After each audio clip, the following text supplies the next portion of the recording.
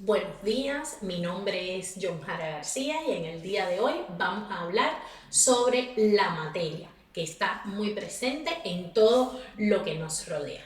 Antes de saber qué es la materia, primeramente debemos saber qué es la química, que es la ciencia que estudia la estructura y las propiedades de la materia, así como las transformaciones de unas sustancias en otras. Por tanto, los objetos que nos rodean, como es el caso del agua, el aire, los seres vivos, son ejemplos de materia. Por tanto y demás, vamos a definir la materia como todo aquello que ocupa un lugar en el espacio y tiene masa. Generalmente, la materia está formada por partículas extremadamente pequeñas que son llamadas átomos. Los átomos se encuentran unidos entre sí formando unidades estructurales denominadas moléculas.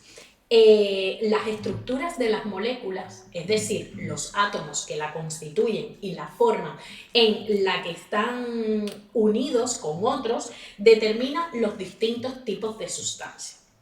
También debemos hablar de las fuerzas de cohesión, que son las fuerzas intermoleculares de atracción que mantienen unidas unas moléculas con otras. Vamos a ver qué has aprendido hasta aquí.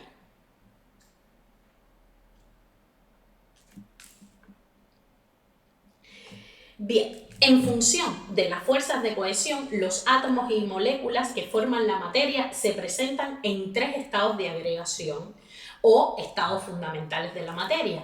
Es el sólido, el líquido y el gaseoso. En el caso del estado sólido, estas fuerzas de cohesión son muy fuertes y por tanto y demás van a tener como característica fundamental una forma propia y un volumen constante si no varía la temperatura. Los líquidos, por su parte, las fuerzas de cohesión no son tan fuertes, son un poco más débiles que en el estado sólido y por tanto sus características fundamentales van a ser que no tienen una forma propia, pero sí van a tener un volumen constante si no varía la temperatura. Y por su parte, en el estado gaseoso, estas fuerzas de cohesión son tan débiles que no pueden mantener a las partículas unidas. De ahí que las características fundamentales de las sustancias en este estado es que van a tener una forma y un volumen variable. ¿Qué has aprendido?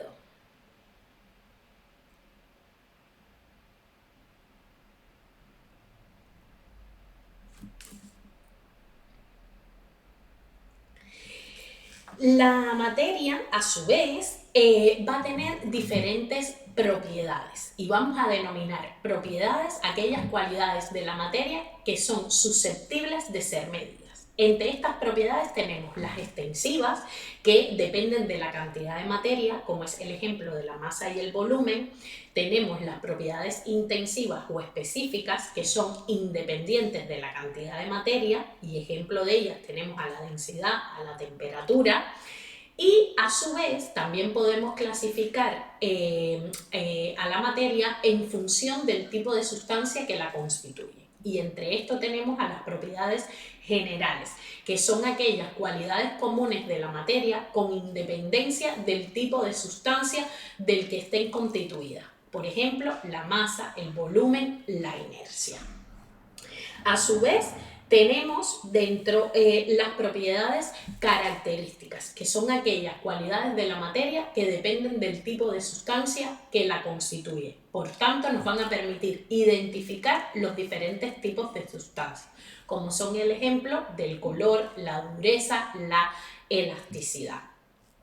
A su vez, estas propiedades características se pueden clasificar en propiedades físicas y químicas. Las propiedades físicas son aquellas que vamos a poder observar y medir sin provocar cambios en la naturaleza de la sustancia, mientras que las propiedades químicas son aquellas que solo se ponen de manifiesto mediante transformaciones químicas. Vamos a ver qué conceptos y qué hemos estudiado hasta ahora.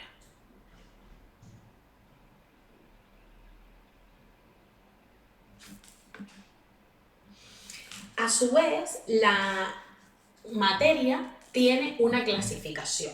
Y esto entra dentro de lo que es un sistema material, que no es más que una porción limitada de materia. Un sistema se clasifica en homogéneo o en heterogéneo, como bien podemos ver en la diapositiva, según presente o no las mismas propiedades en todos sus puntos. Un sistema homogéneo va a ser aquel en el que por observación directa no se van a poder apreciar zonas que sean diferentes las unas de las otras. Mientras que en los sistemas heterogéneos es aquel en que por observación directa vamos a poder apreciar zonas con una composición y propiedades que van a ser diferentes las unas de las otras. Los sistemas homogéneos, a su vez, se clasifican en sustancias puras o en disoluciones. Una sustancia pura es aquella que no se puede separar en diversos componentes, como es el ejemplo del azúcar, el oro, la urea. Mientras que una disolución es aquella que sí vamos a poder separar empleando un método físico en dos o más sustancias puras con propiedades que van a ser diferentes. En el caso de los sistemas heterogéneos, también vamos a tener la clasificación de disoluciones y tanto los sistemas heterogéneos como las disoluciones son las denominadas mezclas. ¿Vale? Las mezclas se van a caracterizar porque sus componentes se pueden unir en cualquier proporción, conservando sus propiedades químicas y pueden separarse por medios físicos. ¿Vale? Vamos a comprobar si te ha quedado clara esta parte.